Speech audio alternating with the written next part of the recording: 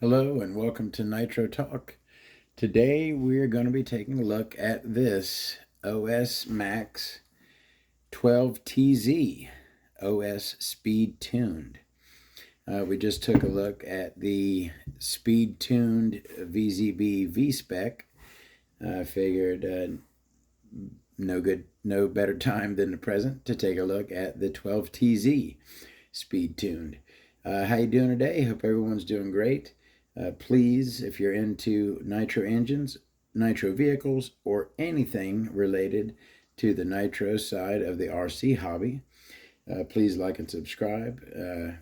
Tons more videos to come.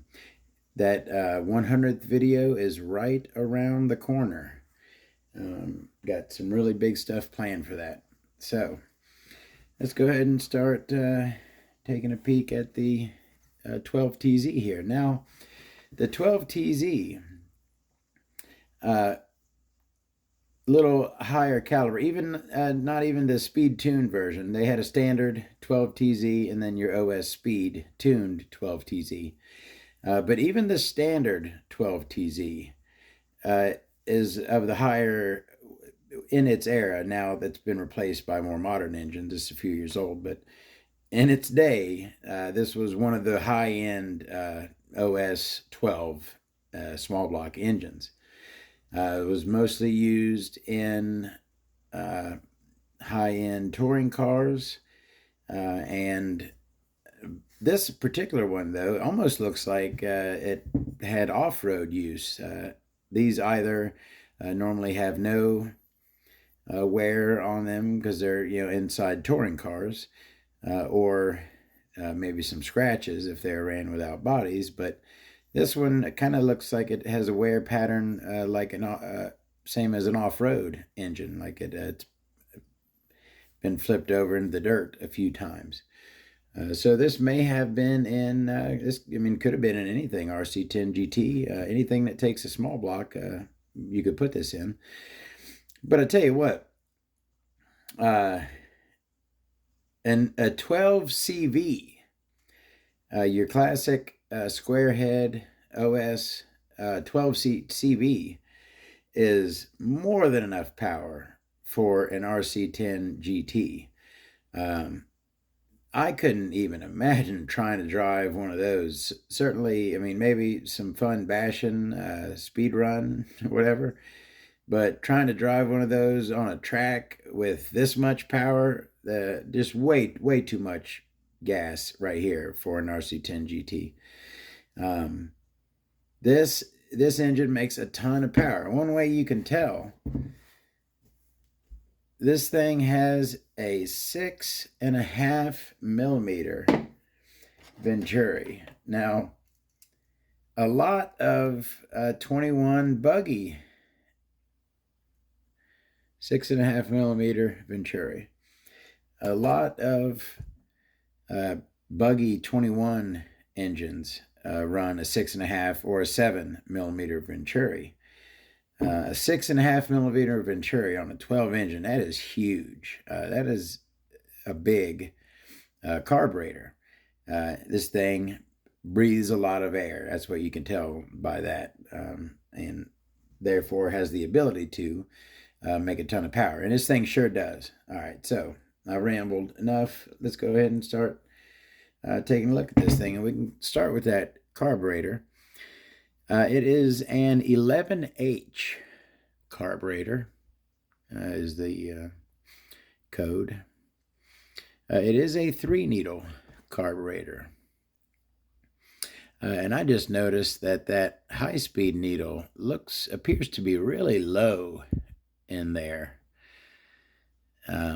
Not necessarily, I mean, not every engine is going to look the same, but it just, as far as averages go, that appears to be, that needle appears to be sitting really low in there, for whatever that means. 6.5 millimeter Venturi, we check that. Now this is one bad thing about these insulators. I like the insulating that they do, but as you can see with this one that is many years old, it is drying and cracking and starting to come apart. Had I been aware of that, I might not have even taken it out.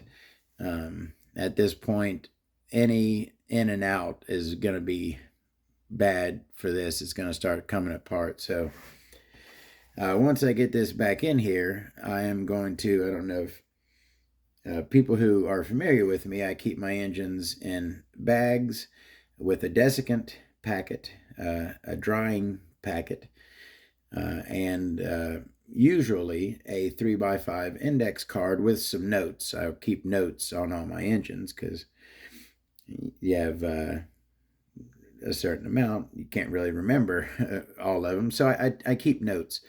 I'm going to make sure to make a note on this engine to leave the carburetor in. Do not remove the carburetor anymore because, like I said, that insulator is drying out, and not going to be a fun day when it starts coming apart. So get this back where it goes,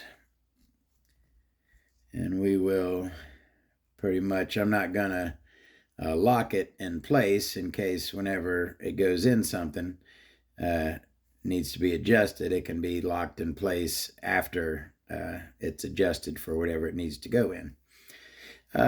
We looked at the carb there. Let's go ahead and look at this crankcase. Nice black crankcase, which you have on most of your higher end OS speeds, some of your lower end as well, but certainly your higher end OS Max engines are generally black crankcase, metal front bearing, metal seal front bearing.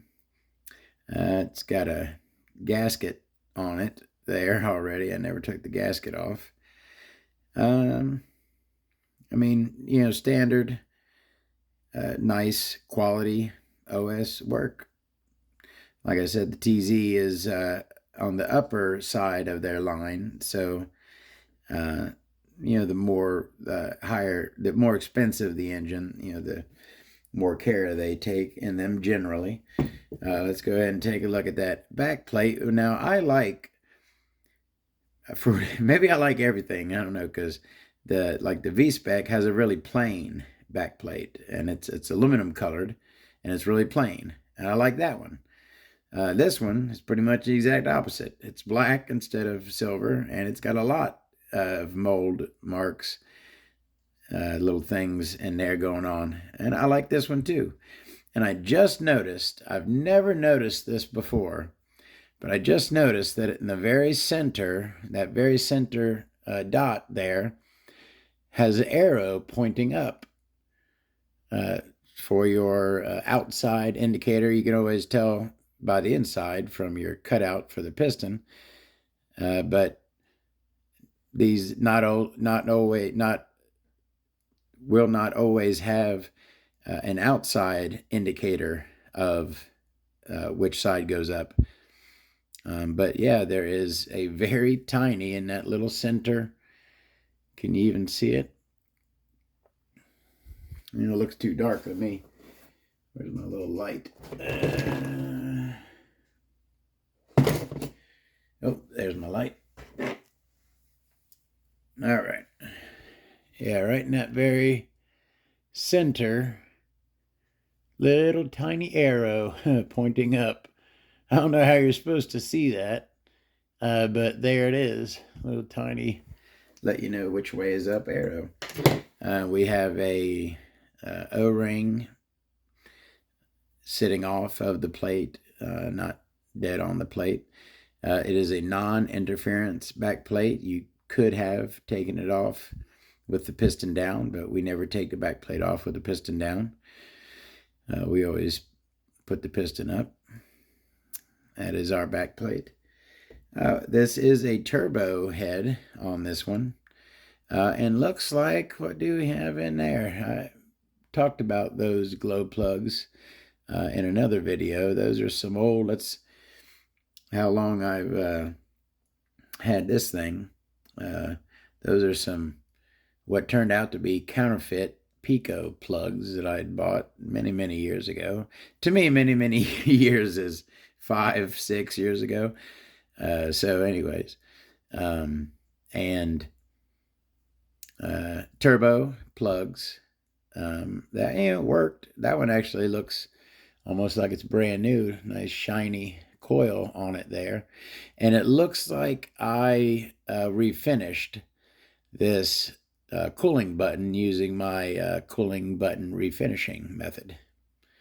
But it looks really nice, as you can see. All right. Now, the cooling head here, like I said, it kind of has a wear pattern of an off-road engine, not an on-road engine, which this generally is. But aside from that, has a cool shine cut situation. The shine cuts kind of make a little curve there, kind of unusual. Normally they just come straight down, but these kind of do a little arc, a little curve. I like that. Like anything different and unique, I like.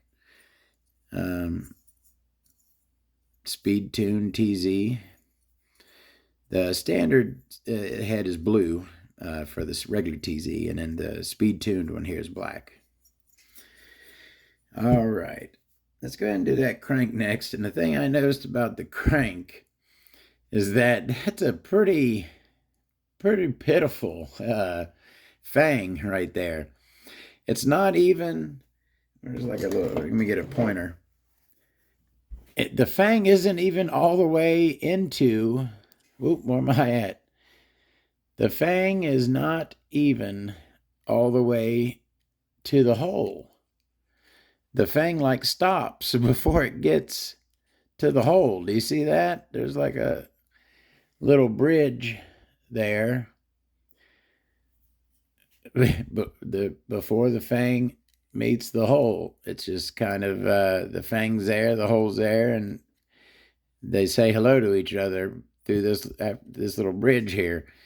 I don't know what's up with that, but that's the speed tuned crank in here. Did I accidentally swap the cranks between the regular and the speed tuned one day when I was cleaning them both many years ago?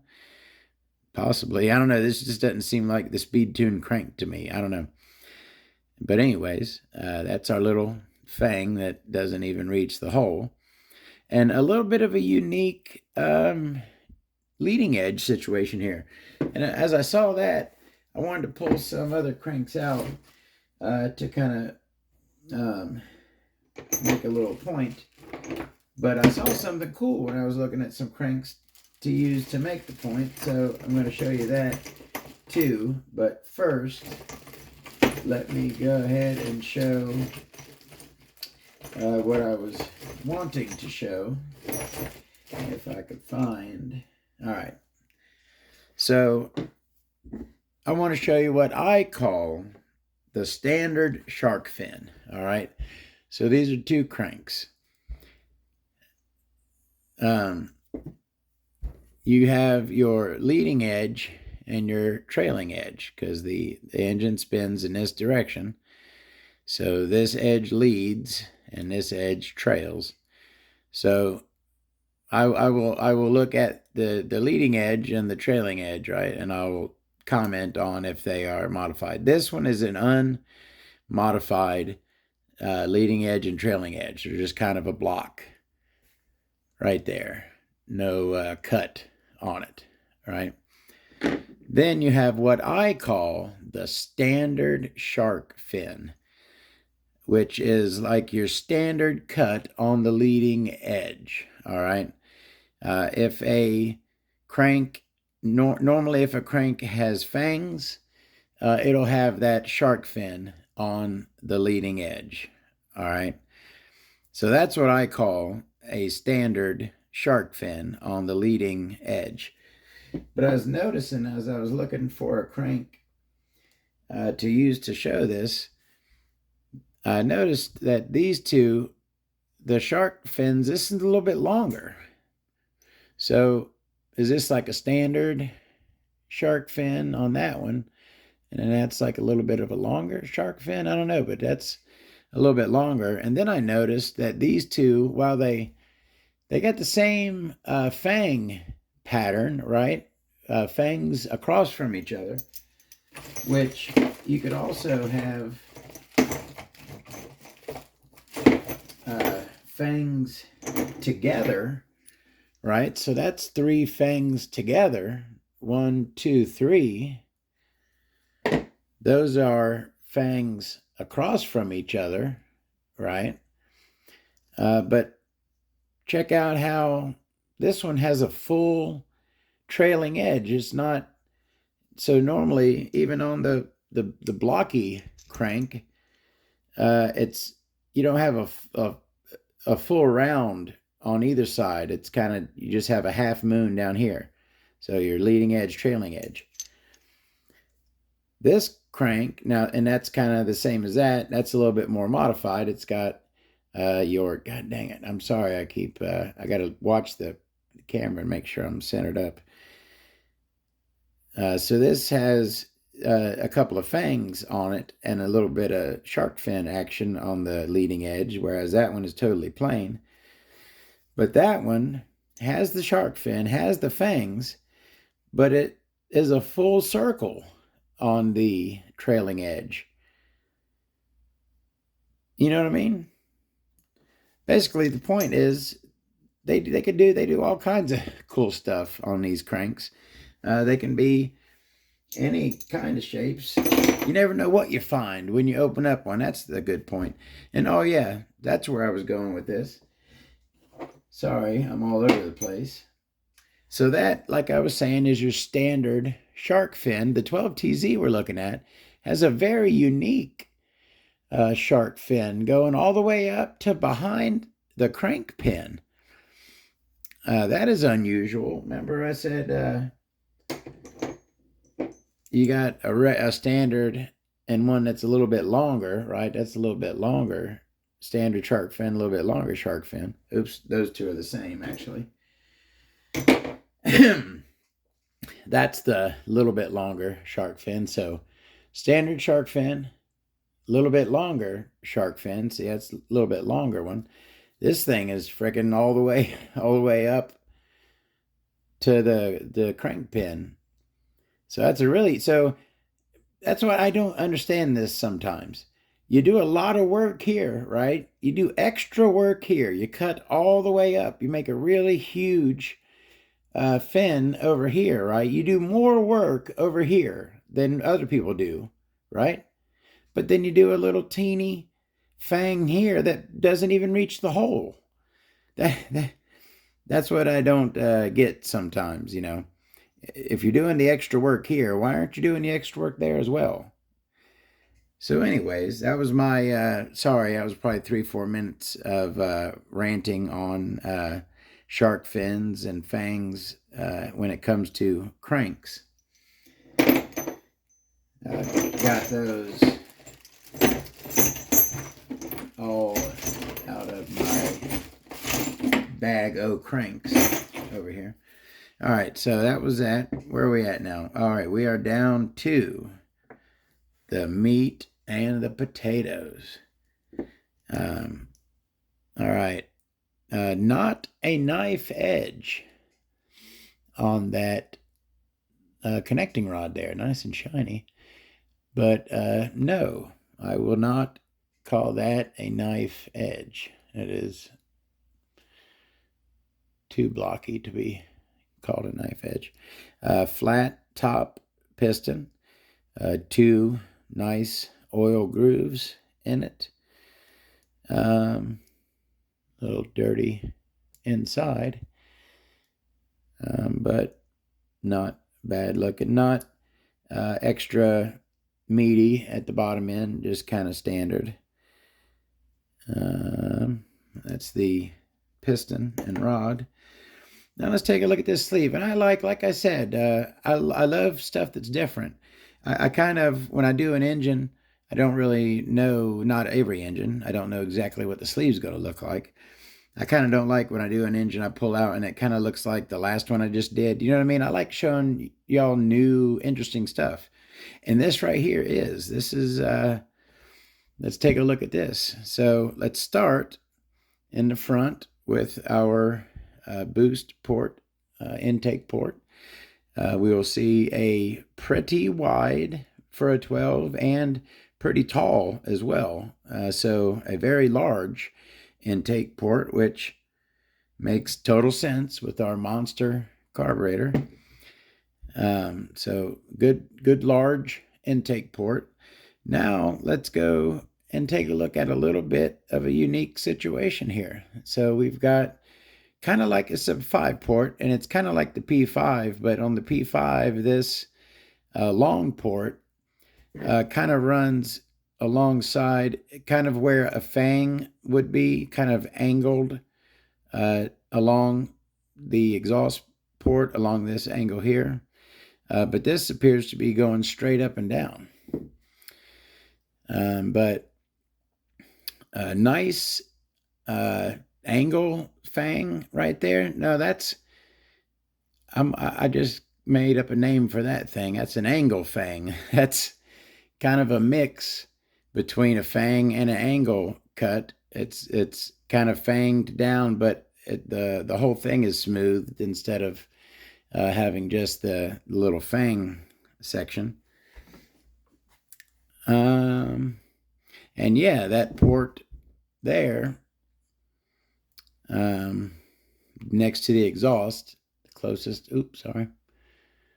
this long port closest to the exhaust is just kind of a nice oval pill looking port. Not really any no ramp going up into that at all. A ramp fang, what'd I say? Yeah, but I like that cut right there. I've kind of experimented when I have done some little hand porting with the Dremel myself. I kind of do a little thing that looks like that. That's easier to do than a great, well, the fang ain't too hard either. Anyways, our exhaust port is flat on the top. Not crazy large, but certainly not small. Certainly good size for a 12. No, it's not dog-eared. It's just kind of some exhaust ports will have the rooftop comes to a little point at the top. This one's flat, and some will have like the little dog ear extra round shape on the side, but this is just kind of a nice smooth transition. A little bit of a unique port situation on that, which I always like to see. And of course, beautiful OS workmanship, no the fang, what I call those again? Ramp fangs, the little combo ramp / fang are, beautifully shaped, as is the ramp going into the boost port there. Yeah, just everything looking great, of course. Very well chromed, like a OS sleeve is supposed to be. All right, did we get a look at everything? I think we did. That is the OS Max 12 TZ. I believe, pretty sure, 99.5% sure this was only bump start. They didn't make the 12 TZ in a pull start engine. This is, like I said, this is one of the higher end, certainly not the speed version, but even the regular version. I'm putting a little bit of assembly oil on that bearing as I'm putting this back together. Where did I get this thing? I know you're very interested in that.